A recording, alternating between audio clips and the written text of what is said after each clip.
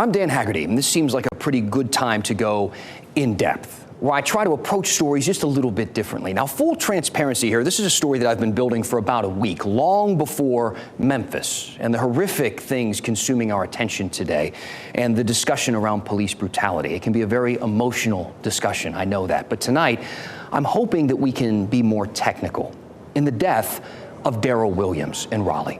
He died 10 days ago in a struggle with police during an attempted arrest. They hit him with tasers. His heart stopped and he died. Police said some of his last words were, "I have heart problems." Now, this story has played out in the media in the same way that it usually does. First, police explained that Williams was being suspicious and had drugs and resisted arrest and ignored commands and things like that. Then, his family and activists, they called a news conference to say he was racially profiled and police used excessive force. Darryl Williams should not be dead. Mr. Williams expressed he had heart conditions. They still chose to tase this man again. As you can tell, this is a familiar pattern with these types of stories, a bit of a blame game. You may have picked a side already, but I'd like to try and ignore the blame for a moment and focus on two reasonable assumptions: that this man did not want to die and police weren't trying to kill him. Let's go in depth.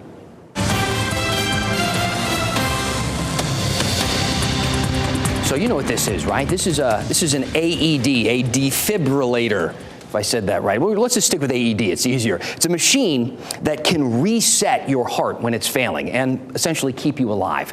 There's one inside every ambulance in America, and the technology has come a long way since rubbing the paddles together and yelling clear like some TV doctor in the 90s. Now, anyone can use one. You can buy them online. You can get them for your home. I bet there's one hanging in the hallway where you work. You don't even need training to use one of these anymore. Here's how Dr. Graham Snyder from Wake Med explained it to me.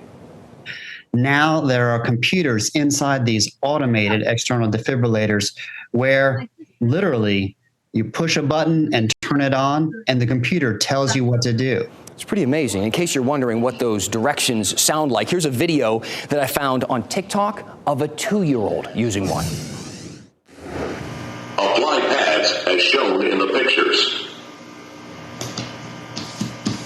Press pads firmly on skin. Seems easy enough, seems accessible enough, but still, Raleigh police do not have these in their cars.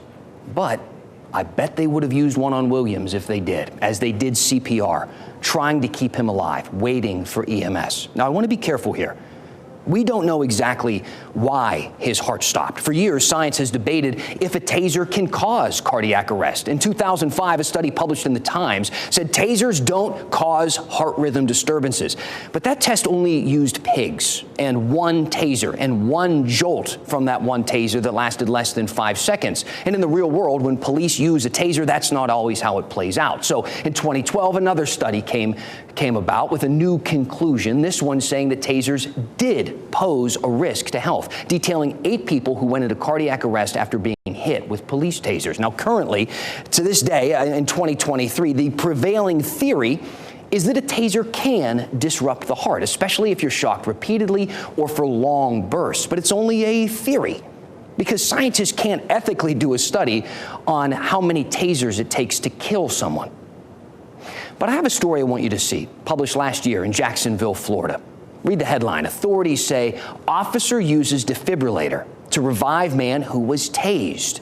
The man was hit with the taser. His heart began to shut down. The officer got his AED from his cruiser, and he put this guy's heart back on track. It saved his life. He was stable by the time he got to the hospital.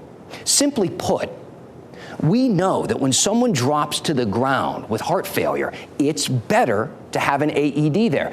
That's not up for debate. I know this because lawmakers in North Carolina already debated it in 2011 and made it law to have an AED in every government building. More and more police departments add them every year with good results. A year ago yesterday, officers in Hillsborough used an AED in their cruiser to save a man who went into cardiac arrest at a Walmart. Raleigh police told me they're trained to use these AEDs, they just don't have them in their cars. And I'm waiting to find out if they ever plan to get them. You remember what the attorney for the Williams family said a little earlier? Darryl Williams should not be dead. But He is. And unfortunately, we all have different opinions about what ultimately led to his death. But I think we can agree in this case that police didn't have every tool available to help him live. Tell me what you think. Tonight's piece clearly a bit more of an editorial, so I'm hoping that you have some opinions on this. So please email me at the email on your screen, dan@WRAL.com. Tell me, what am I missing here? What do I need to consider? Give me your thoughts, and we'll go in depth.